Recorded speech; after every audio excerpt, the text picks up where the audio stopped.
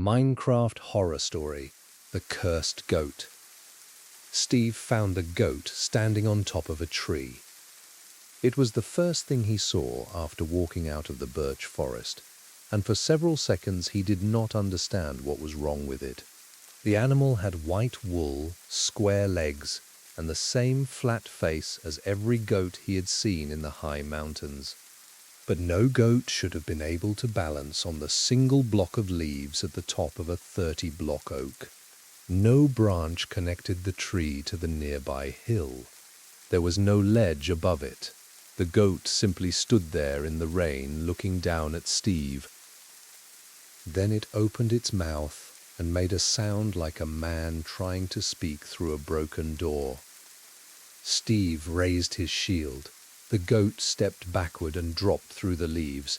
He ran to the base of the tree, expecting to find it hurt on the grass. There was nothing there, no animal, no wool, not even the small cloud of white particles that appeared when a creature took damage. Only 4 hoofprints marked the wet dirt. They were much too large. Steve should have turned around. The sun was already falling. His iron sword had lost half its strength, and the map in his hand showed no marked shelter for another 200 blocks. But through the rain he could see torchlight beyond the next ridge. A line of yellow windows sat between dark spruce trees. A village meant food, a bed, and walls before night. He walked toward it. That choice began the 7 longest nights of Steve's life. The village was called Bellwood. It had 11 houses, a stone church, 2 farms, and a wooden wall that had been built in a rough circle around the homes. The wall was 3 blocks high and topped with iron bars. It looked less like protection from zombies and more like a cage built to keep something outside. 2 people waited at the gate. One was Mara, a redstone builder with a leather tool belt and dark hair tied behind her head. The other was Owen, a hunter wearing chain armor beneath a green coat. Neither of them smiled when Steve approached. "Where did you come from?" Owen asked. Steve pointed back toward the birch forest. Owen's hand tightened around his bow. "Did you hear anything?" "A goat," Steve said. Mara and Owen looked at each other. "Was it on the ground?" Mara asked. Steve did not answer at once. He did not like the question. No. Owen opened the gate. "Get inside now." They closed it behind him and pushed an oak beam through 3 iron hooks. Villagers hurried to cover their windows with trapdoors. The farmer pulled 2 children away from the path. Even the iron golem near the church turned its square head toward the forest.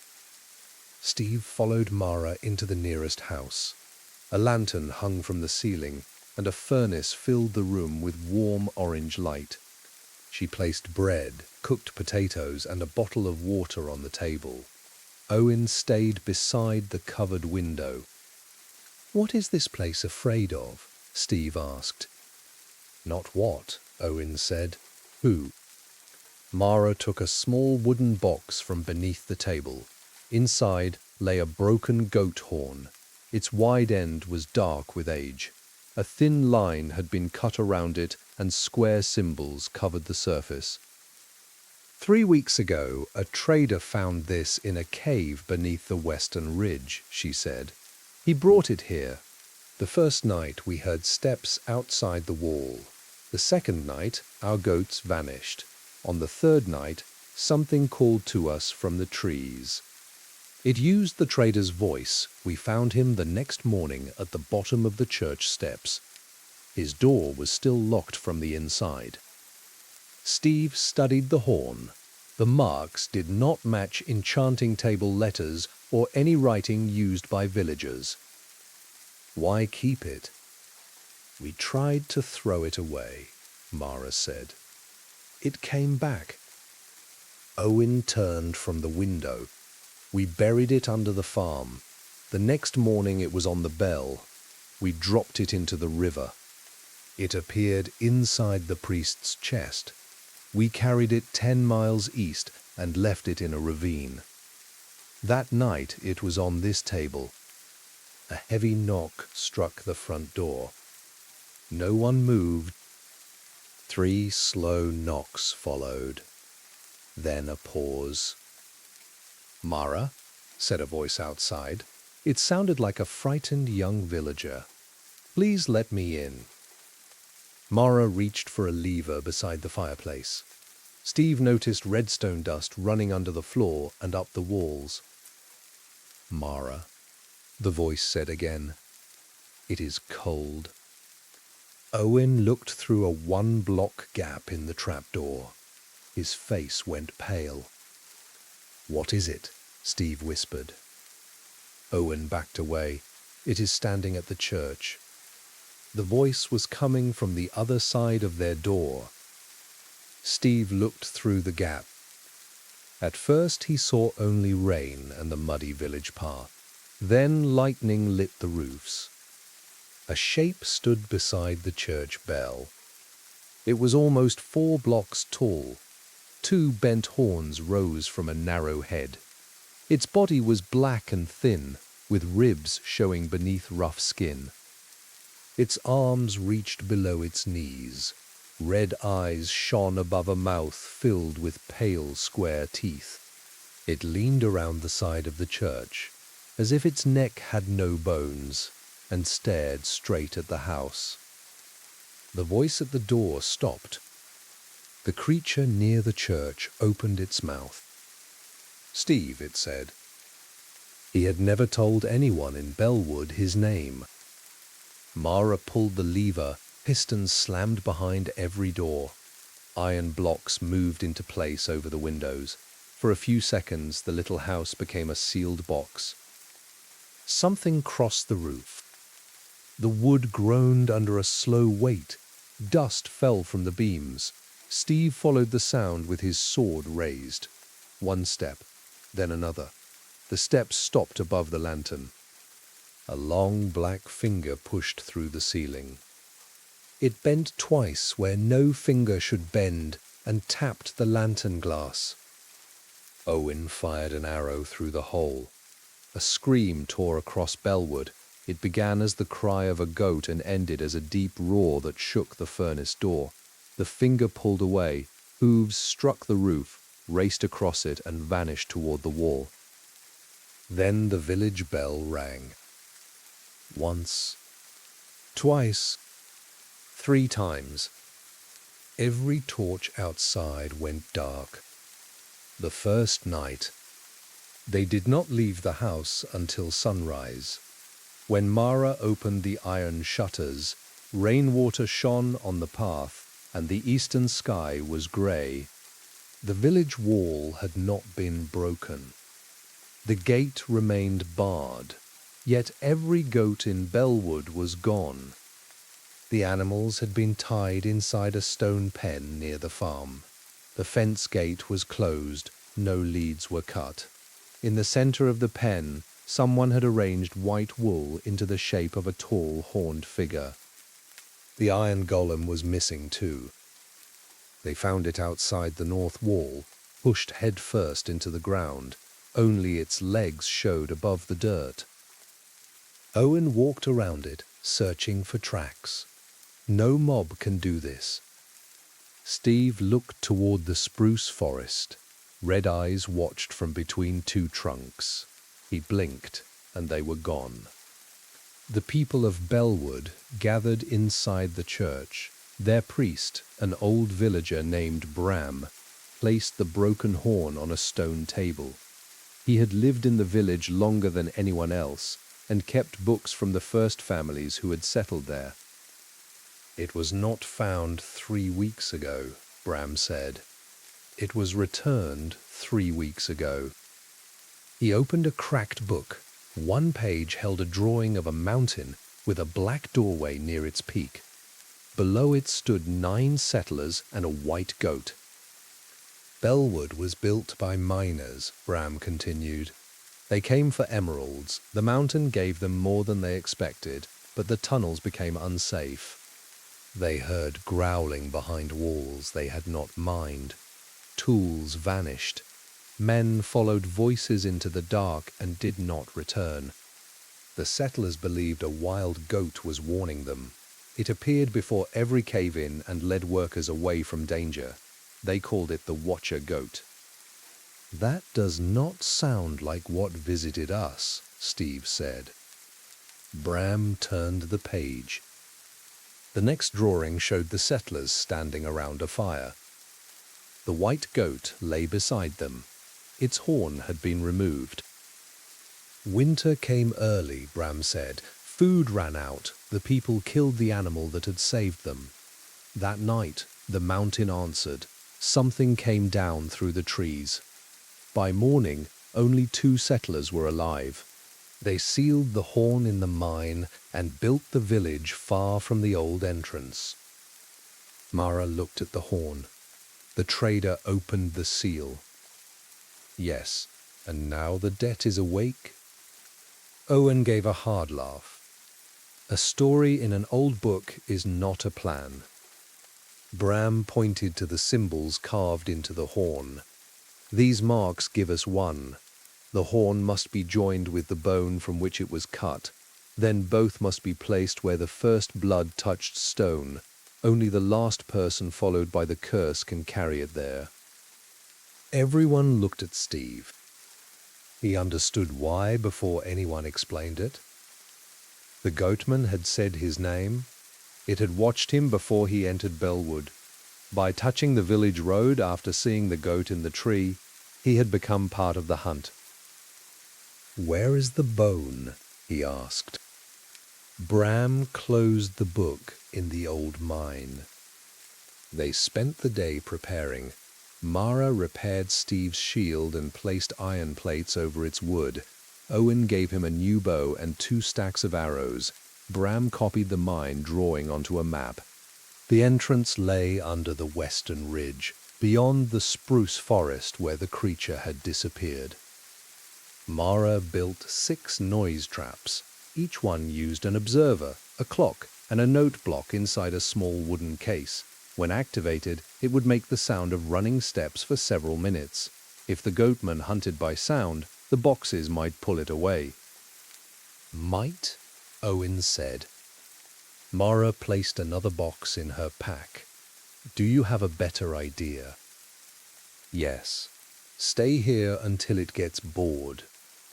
From the church roof came a soft scrape. All 3 looked up. 4 deep marks had appeared across the stone tiles during the night. "It is not bored," Steve said. They left Bellwood before noon. Bram remained behind with the villagers. He rang the bell once as they passed through the gate, not as a warning, but as a promise that someone would be watching for their return. The spruce forest was too quiet. No sheep moved between the ferns. No chickens wandered under the trees. Steve did not even hear zombies burning in shaded places. The only sounds were boots on grass and the low tick of the compass in Mara's hand. After 200 blocks, they found the first goat. It hung high in a spruce tree, tied to the trunk with leads. The animal was alive. Its square eyes followed them, but it did not make a sound. Another goat hung in the next tree. Then another. All the missing animals from Bellwood had been placed above the path. They stood on narrow fence posts fixed between branches, each one facing west. "They are pointing the way," Mara said. Owen drew his bow. "No, they are watching us leave." A twig snapped behind them. Steve turned. A dark head pulled back behind a trunk. He ran toward it, but found only an arrow pushed into the bark. It was the arrow Owen had fired through the roof the night before. Black dirt covered its point. Something breathed above Steve. He looked up. The goatman clung to the underside of a branch. its arms and legs folded around the wood like the legs of a spider. Its red eyes were less than 2 blocks from his face. Steve raised his shield as it dropped. The impact threw him against the tree. Claws struck the iron plate and left 4 bright cuts. Owen fired. The arrow entered the creature's shoulder, but no red damage flash appeared. Mara placed a noise box and slapped its lever. Rapid notes clicked from the other side of the clearing. The goatman's head turned at once. It ran toward the sound on all 4s. Its arms hit the ground far ahead of its back legs. It crossed the clearing faster than a sprinting horse, struck the box, and tore it apart. Redstone dust scattered through the ferns. "Run," Steve said. They ran west. The creature followed without hurry. They heard it moving on their left, then their right, sometimes high in the branches and sometimes low in the grass. Every few seconds, a note block sounded behind them as Mara dropped another trap. Each bought a little time. Each was destroyed faster than the one before. At the foot of the ridge, the ground opened into a stone cut. A pair of old rails entered a black tunnel. Broken signs stood on either side. "Keep lanterns lit. Do not answer voices. If the bells begin, leave your tools and run." Owen pushed a minecart onto the track. Comforting. The goatman roared from the trees. They climbed into separate carts. Steve struck the powered rail lever. The carts rolled into the mountain just as the creature reached the entrance. For several seconds, Steve saw it standing in daylight. Its narrow chest moved with deep breaths. The arrow remained in its shoulder. Its mouth opened into a wide smile. Then it grabbed the last cart. Owen shouted as his cart stopped. Steve jumped out, ran back, and struck the creature's hand with his sword. The blade flashed red against its fingers. This time the goatman screamed. It released the cart, and Owen rolled free. Mara placed a block of cobblestone between the rails and the entrance. Steve added 2 more. They heard claws hit the new wall before the darkness hid it. The old mine. The tunnel sloped down through granite and deep slate. Wooden supports leaned under the weight of the mountain. Cobwebs covered the side paths. Steve set torches every 6 blocks, but the light behind them kept going out. Not burning out, going out. Each time he turned, the last torch was gone from the wall. Mara noticed it too. "Do not look back anymore." "That seems unwise," Owen said. "It wants us to look." They reached an underground workroom. Chests lined the walls, most filled with rotten food, wooden picks, and green copper tools. A map on the table showed the first mine. One passage had been marked with 9 circles. A note beside it read, "The White Hall. Do not open." Steve placed Bram's map over the old one.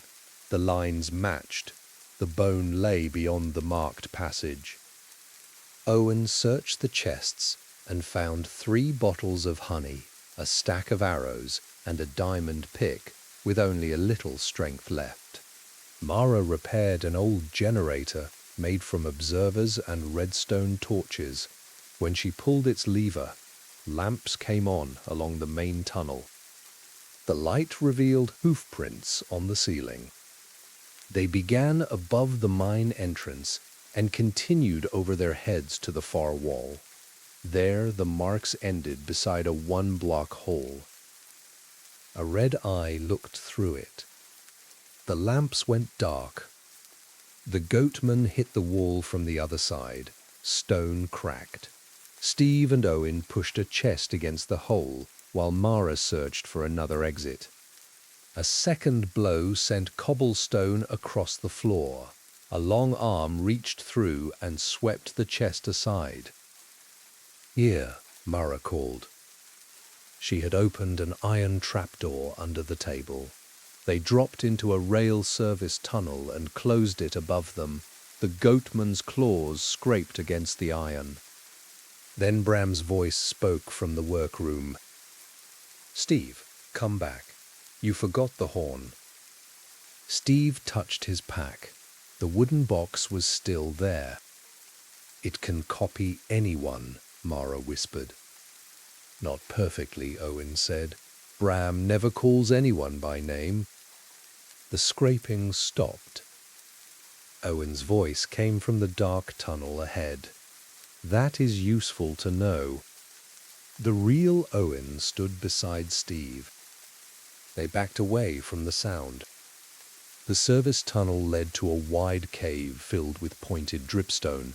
Water fell from the ceiling into dark pools. Natural stone pillars broke the cave into rows, and every echo returned from a different direction. Mara held up a lantern. "The map says the White Hall is across this cave." "How far?" Steve asked. "About 100 blocks." Something moved between the pillars. Owen fired. The arrow struck stone. "Do not waste them," Steve said. "I saw it." "So did I," Mara said, looking the other way. The cave filled with soft goat calls. One came from the water, another sounded from the ceiling. A third was almost a child's laugh. Steve placed torches in a straight line as they crossed. The flames created small islands of light. Between them, shadows moved. Halfway across, they found a camp. 3 bedrolls lay beside a cold furnace. A crafting table held an unfinished iron helmet. Names had been cut into the wall, followed by groups of short lines that counted days. The last group ended at 42. Under the names, someone had written a warning. "It does not chase the slowest. It chases the one who looks back." Owen read it twice. Mara was right. A hoof struck stone behind them. No one turned. Another step followed, closer. Steve kept his eyes on the White Hall entrance ahead. It was a pale cut in the dark wall, no wider than a door. The steps continued, slow, heavy, almost calm. Breath touched the back of Steve's neck. "Keep walking," he said. Mara stared ahead. Owen's hands shook around his bow.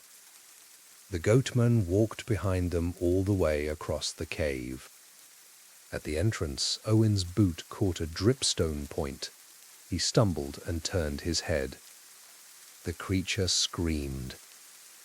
Steve saw only a black arm reach past him. Owen vanished into the dark. His bow struck the ground. Mara pulled Steve through the opening as claws cut the stone where his chest had been.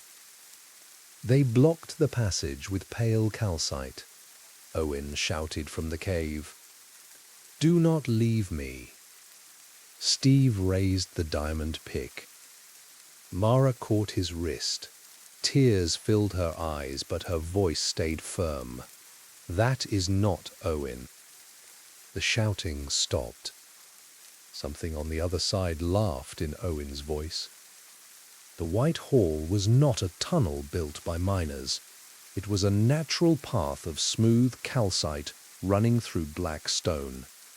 White blocks covered the floor, walls, and ceiling. No coal, iron, or copper broke the surface. The place looked like a bone buried inside the mountain. At its end stood an ancient wooden door. Steve placed the broken horn against the symbols carved into it. The marks matched. When he turned the horn, the door opened by itself. The room beyond was round. 9 stone beds formed a circle around a low altar. Rusted tools rested on 8 of the beds. The ninth held the skeleton of a goat. One horn was missing. Mara opened the wooden box. The broken horn gave a weak shake in her hand, as if something inside it had begun to breathe. "Join it with the bone," Steve said. She set the horn against the skull. It fit into the empty place. For 1 second, nothing happened. Then the skeleton stood. Its bones came together with dry clicks. White light filled its eyes. It stepped off the stone bed and walked to Steve.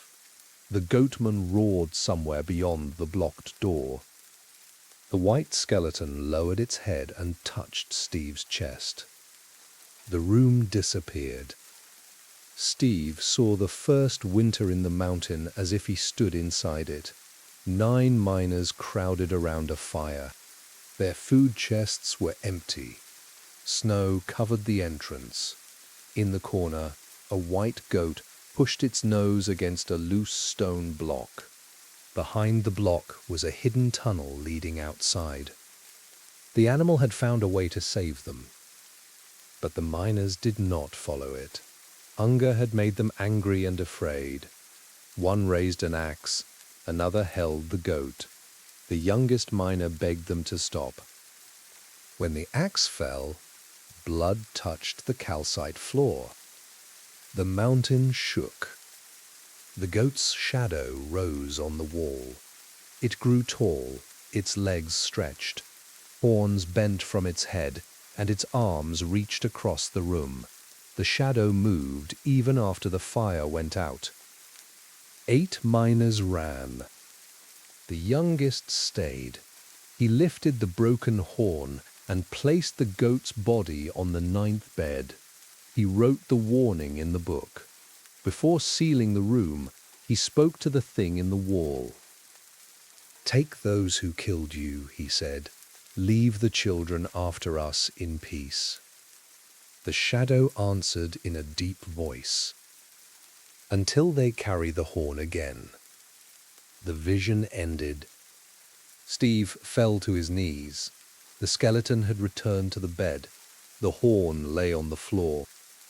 "The curse is not tied to Bellwood," he said. "It is tied to whoever carries the horn away from this room." Mara stared at the door. "The trader carried it. Then we carried it east. Then you carried it here. And the first blood touched this floor. We have returned it." "Not fully," Bram said. "The horn and bone must be placed where the blood touched stone." At the center of the room, the calcite altar had a narrow opening. Steve lifted the skull and set it inside. The bones on the bed began to move toward it, one by one, joining into a complete shape. The blocked door exploded inward. The goatman crawled through the dust. It had changed. White cracks ran through its black skin. Owen's arrows stuck from its shoulders. Its horns scraped the ceiling. When it saw the skeleton on the altar, its red eyes widened with something that looked like fear. Mara placed her final noise box beside the far wall and pulled the lever. Nothing happened. The red stone dust had broken during the fall. The goatman smiled. It spoke in Owen's voice. "That was your plan?" Steve charged. His sword struck its chest. The creature flashed red and knocked him across the room. Mara threw a bottle of honey at its face. Glass broke. Thick gold liquid covered its eyes. It screamed and clawed at the walls. Steve crawled to the altar. The goat skeleton was missing one small piece. A square of bone had broken from the front leg. He saw it under the goatman's foot. Mara hit the creature with her pick. It turned and caught her by the coat. She cut the cloth with shears before it could lift her. Steve slid beneath its arm, grabbed the bone and rolled behind the altar. The goatman followed. Its hand closed around his ankle. Steve kicked at the long fingers, but they tightened. The creature pulled him across the floor. Its mouth opened. Rows of pale teeth filled his view. Mara struck the repaired noise box with her fist. The note block made one weak click. The goatman's head snapped toward it. That single sound gave Steve time. He drove his sword between its fingers, pulled free, and pushed the last bone into place. The skeleton became whole. A clear goat call filled the room. The black creature froze, its long arms dropped, the cracks in its body shone brighter, spreading across its chest and face. For the first time, its red eyes stopped watching Steve. They looked at the white skeleton. The skeleton stepped from the altar. The goatman backed away. White light moved through the room. Wherever it touched the creature, black skin broke into smoke. The goatman cried in many voices. The trader, Bram, Owen, the missing miners, and people Steve had never heard. Beneath all of them was the soft cry of an ordinary goat. The skeleton walked forward and touched horns with the creature. Both vanished. The broken horn fell onto the altar, now clean and white. The mountain began to collapse. Running from the mine, Steve pulled Mara to her feet. A split had opened in the ceiling. Calcite blocks crashed onto the stone beds. They ran through the broken door and into the dripstone cave. "Owen!" Steve shouted. Only echoes answered. Mara grabbed the bow from the ground. "We cannot stay." They followed their torch line. Stone fell behind them, closing the white hall block by block. At the old camp, Steve heard a weak voice from the water. "Here." This time it did not use his name. He looked toward a dark pool. Owen clung to a ledge 2 blocks below the surface. Deep cuts marked his chain armor, and one boot was missing. Steve and Mara pulled him out. "It threw me," Owen gasped. "I landed in the water. It kept calling with my voice, but it did not see me under the ledge." A line of red eyes appeared between the pillars. Not one pair, dozens. The missing goats stepped into the torchlight. They watched the 3 survivors in silence. Then every animal turned toward the mine exit. "Follow them," Steve said. The goats ran. Steve, Mara, and Owen followed through the service tunnel, up the trap door and into the workroom. The lamps were burning again. The hoofprints on the ceiling had vanished.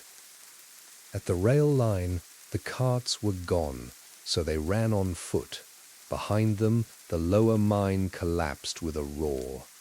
Dust raced through the tunnel. The goats reached the blocked entrance and rammed the cobblestone. It broke on the first strike. They burst into evening light as the dust cloud rolled out behind them. The forest was full of sound again. Birds called. Sheep moved through the grass. Somewhere far away, a zombie groaned under a tree. Owen fell onto the ground and laughed once. I never thought I would be happy to hear that.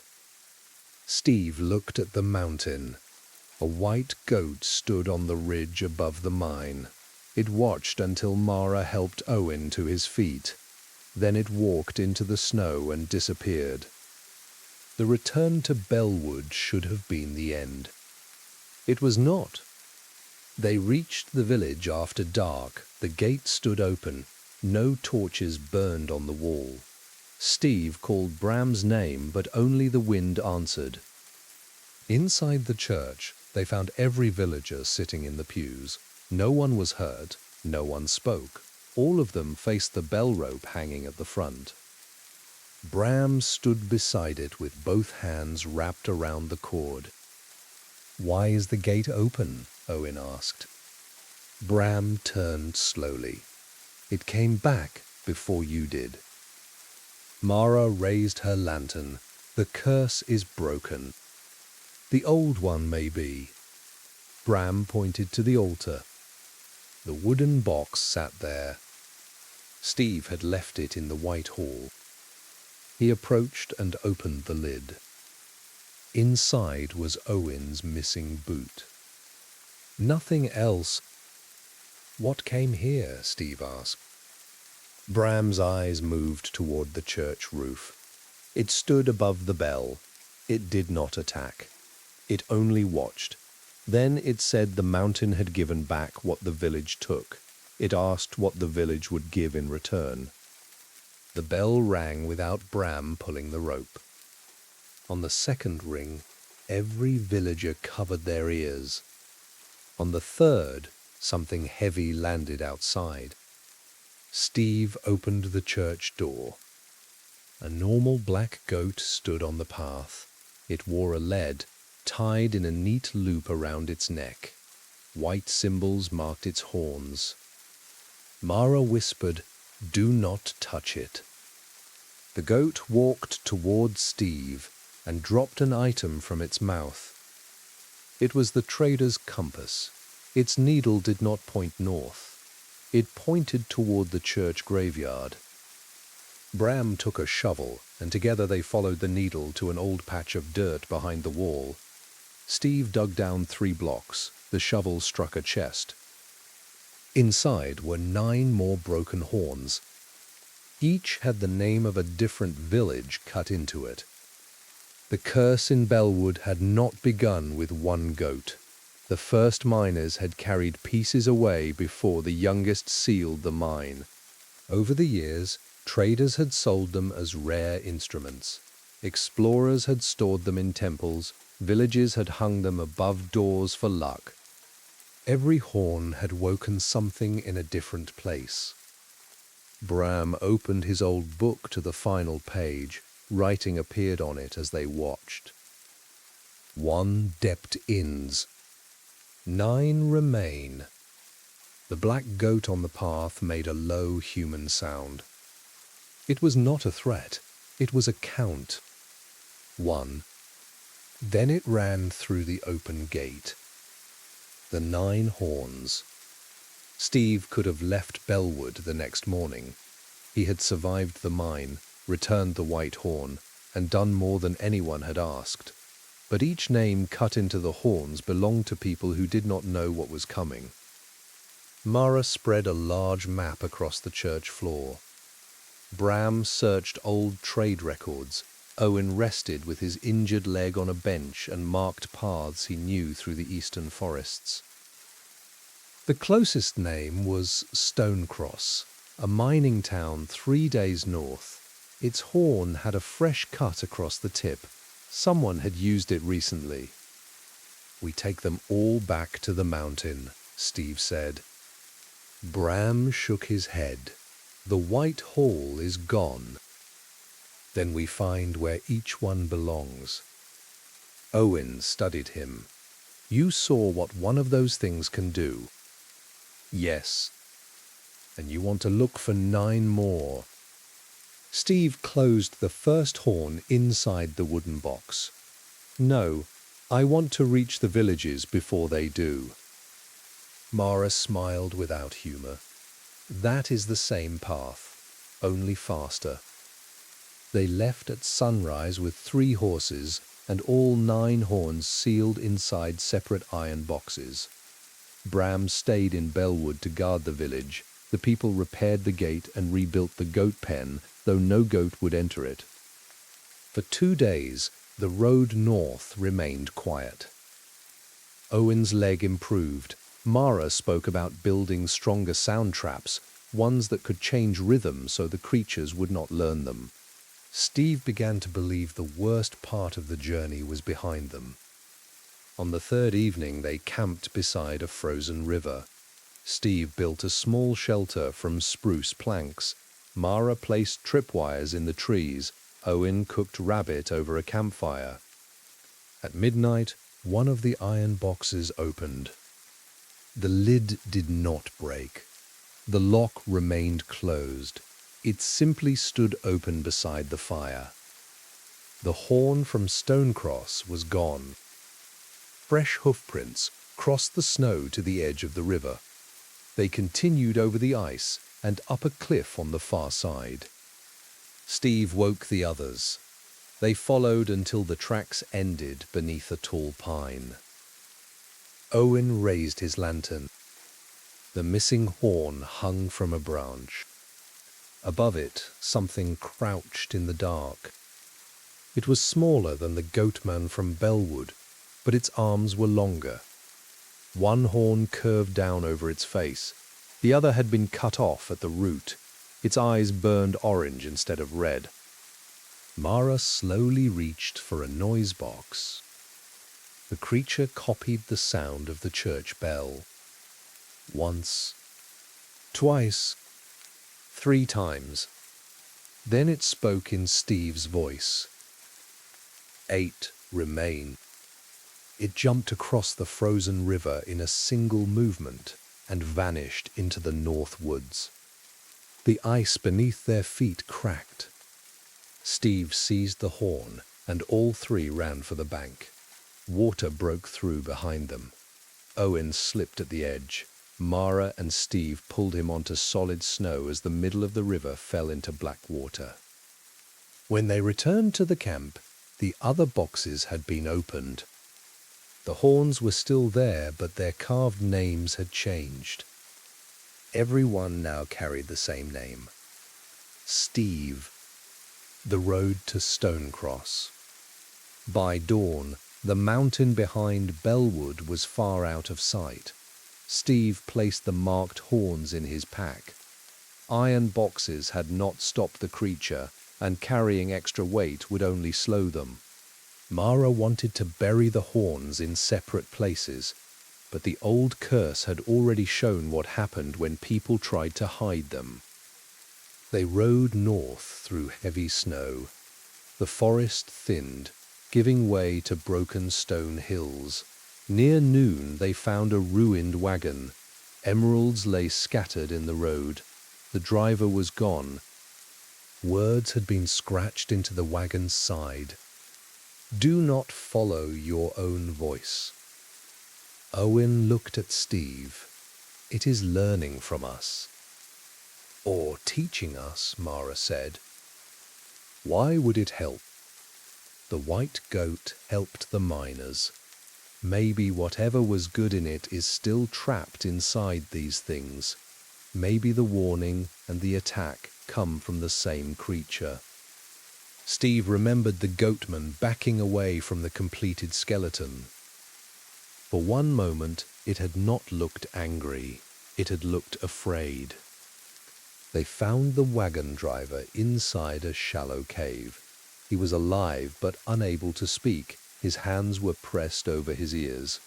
When Steve offered water, the man drew a shape in the dust. A tall creature, a broken horn, and a square door. Beside the door, he wrote one word. Home. Stonecross appeared at sunset. The town had been built into the side of a grey mountain. Houses stood on narrow ledges joined by stairs. Lanterns shone along the paths, but no people moved outside. The main gate was blocked with stone from within. Steve called over the wall. We came from Bellwood. We have your horn. For a long time, no one answered. Then a face appeared at an upper window. A woman held a crossbow in both hands. We do not have a horn, she said. The item in Steve's pack began to shake. From somewhere deep inside Stonecross came a growl. The sound moved through the mountain and into the road beneath Steve's boots.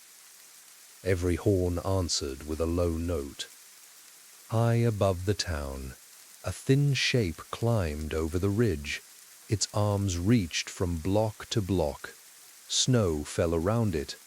Orange eyes fixed on Steve. He understood then that the names had not changed.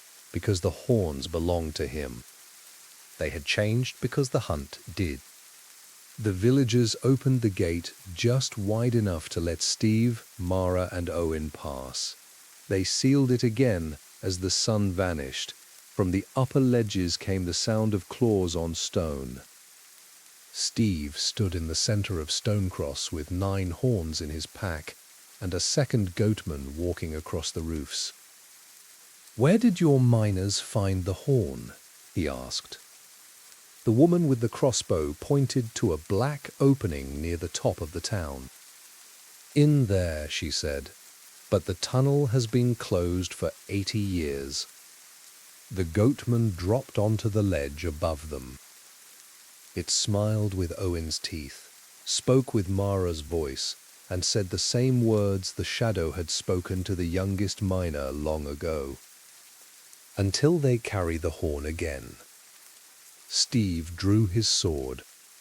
Behind the creature, one red eye opened in the sealed tunnel, then another, then 7 more.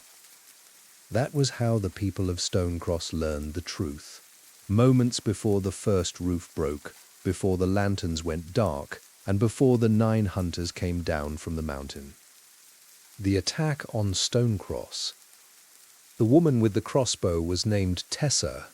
She shouted for every villager to enter the lower homes while Steve, Mara, and Owen ran toward the town forge.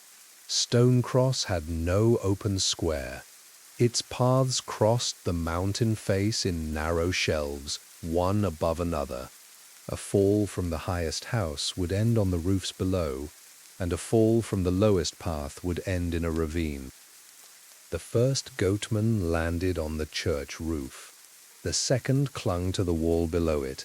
More shapes moved through the snow above the sealed mine. They were not exact copies of the creature from Bellwood. One was thin enough to hide behind a fence post.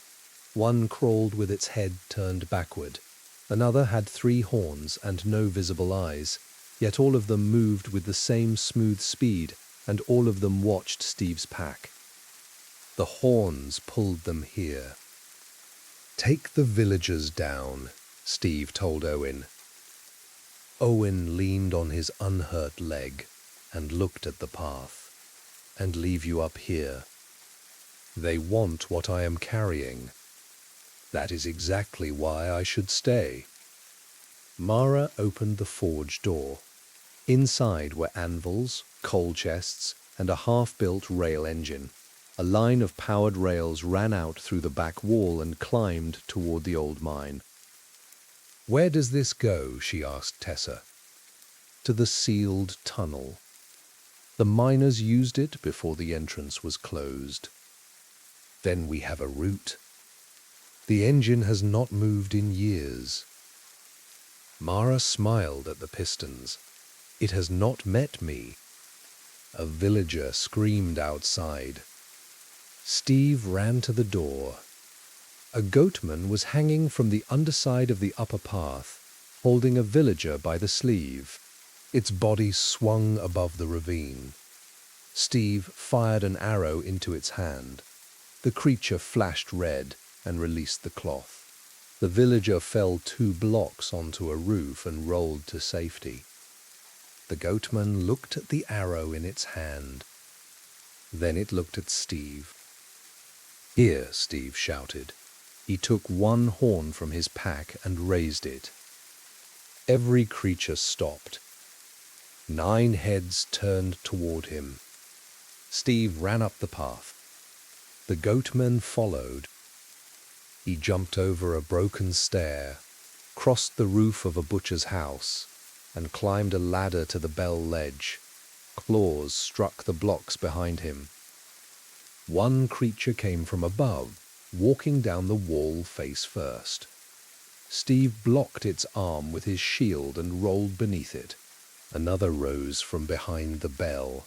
Its mouth opened, and Bram's voice came out. "You brought them to another village." The words hurt because they were true. Steve struck the bell with his sword.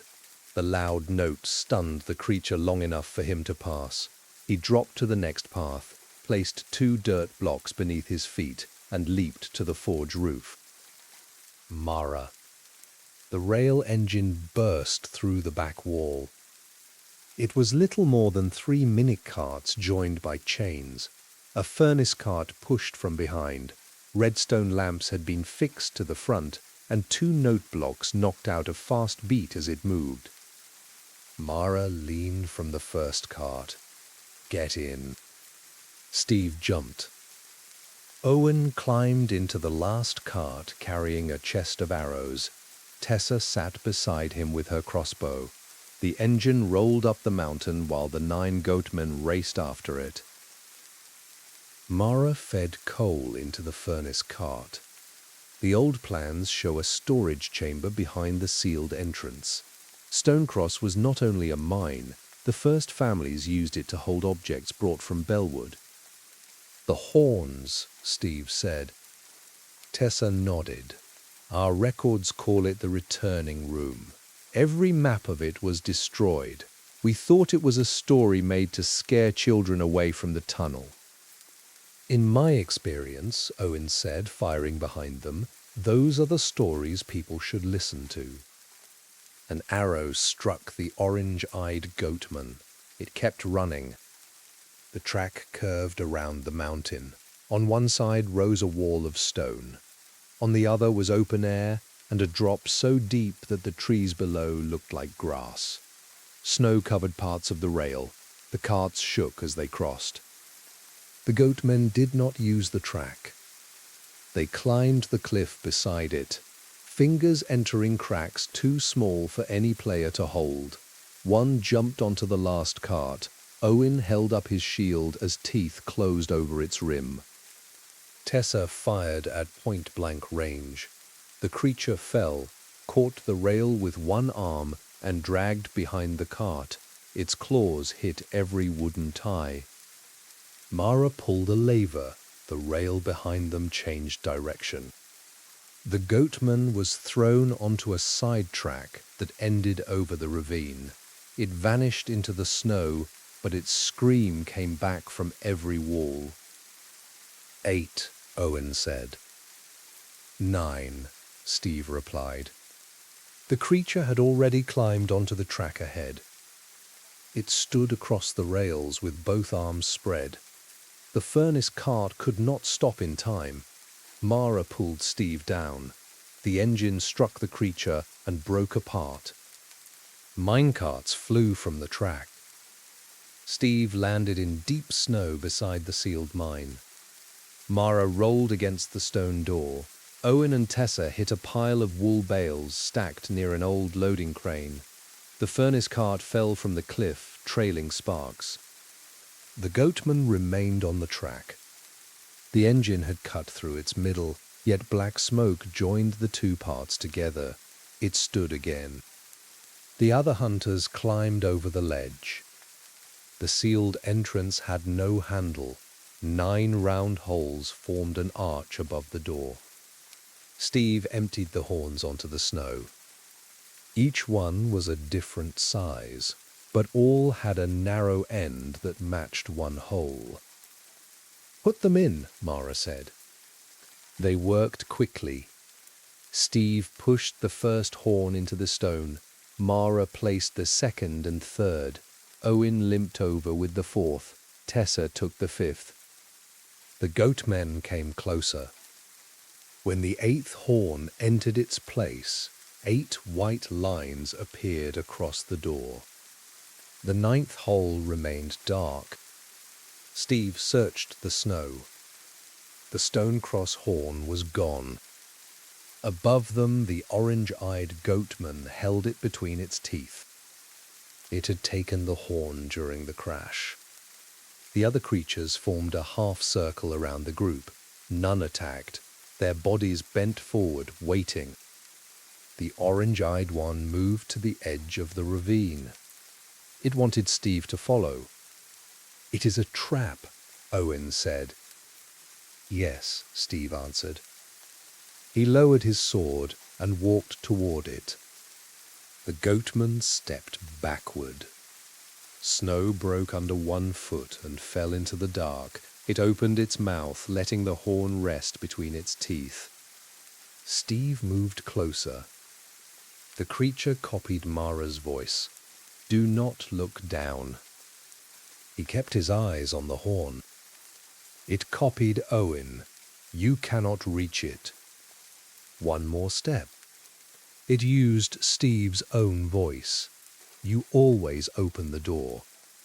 That was true too. He opened buried rooms. He entered tunnels marked with warnings. He carried cursed things because leaving them behind felt worse. The creature knew which words would slow him. Steve removed his shield. He threw it past the goatman. Its head turned toward the crash. Steve grabbed the horn. The creature bit down. Teeth cut his glove. He struck its jaw with his free hand and pulled.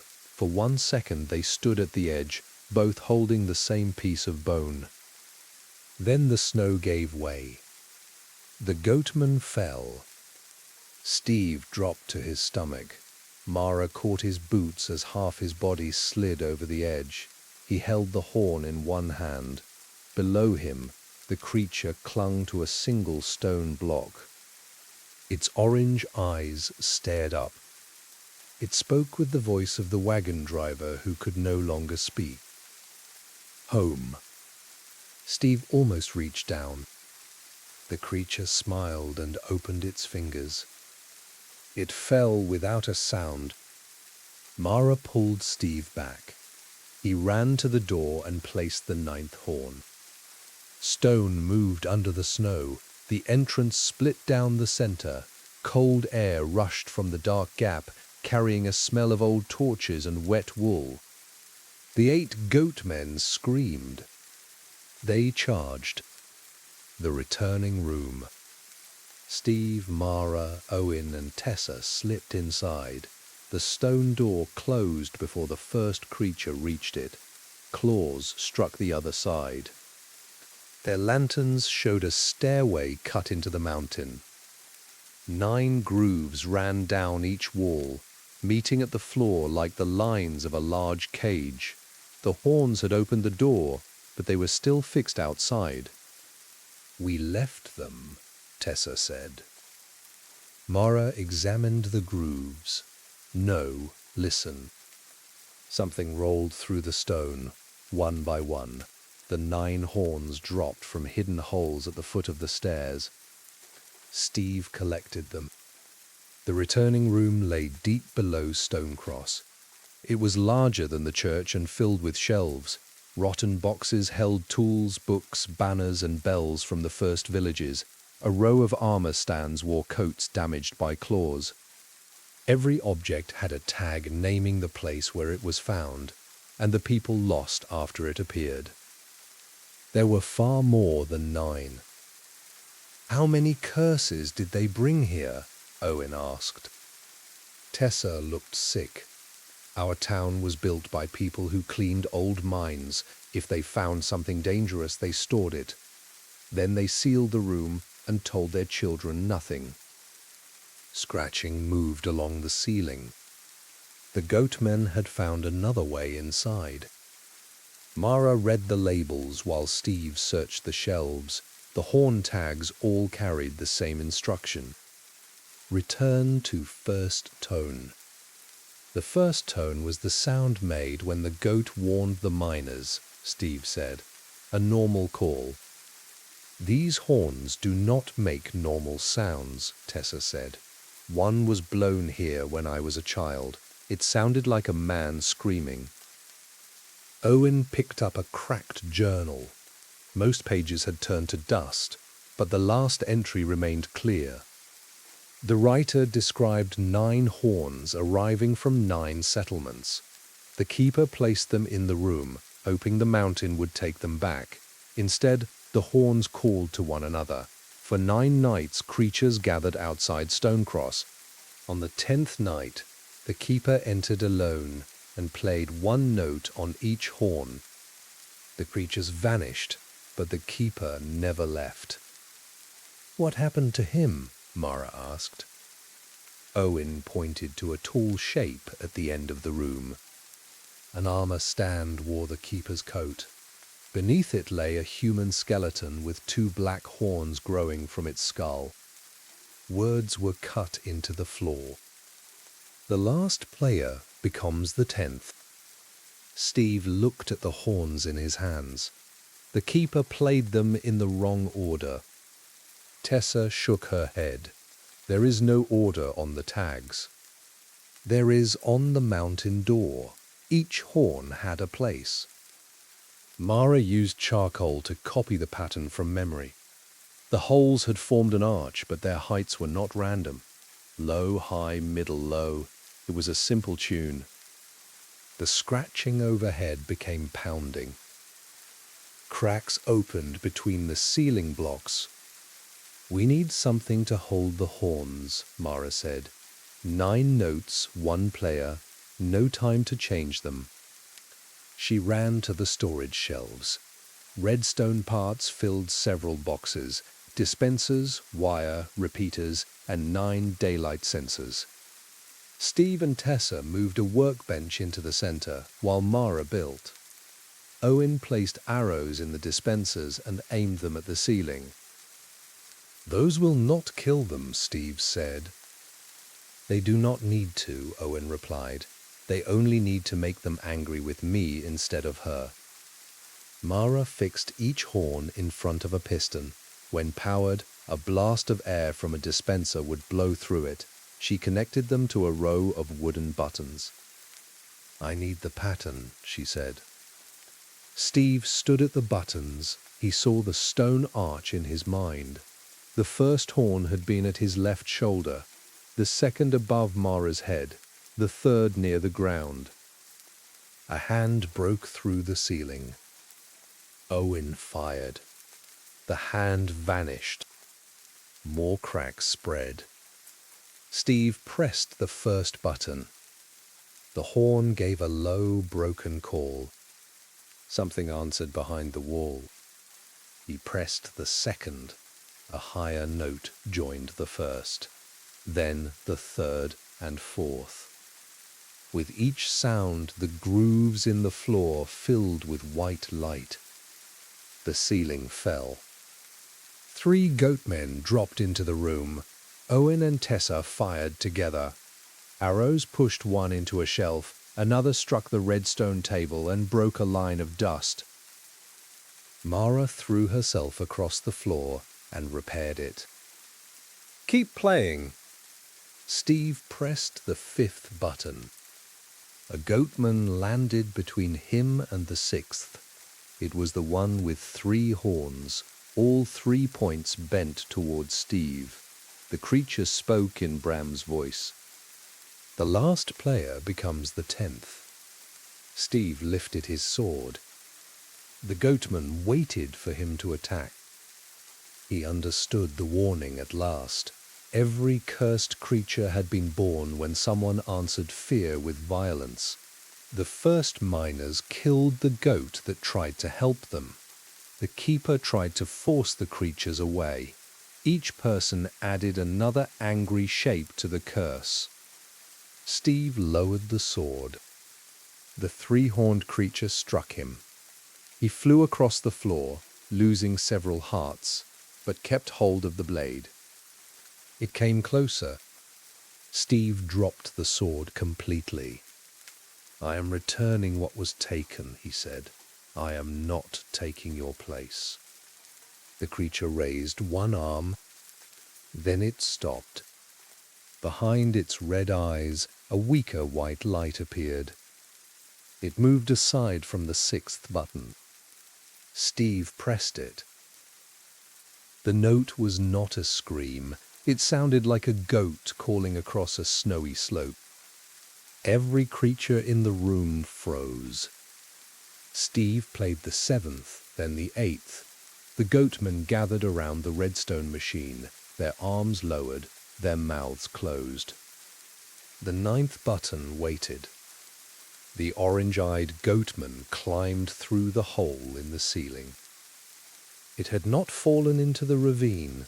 One arm hung at a wrong angle, and black marks covered its body, but the broken horn on its head had grown back. It saw Steve beside the final button. It ran. Mara pulled the master lever. All 8 played notes sounded again. The orange-eyed creature slowed, fighting the sound. Its claws cut lines in the floor as it pulled itself forward. Steve pressed the last button. The 9th horn made no sound. A crack ran down its side. The redstone machine had been damaged. The goatman jumped across the table. Tessa fired her last arrow. It struck the creature's restored horn and broke the tip away. The piece landed beside Steve. The creature hit Tessa and sent her into the shelves.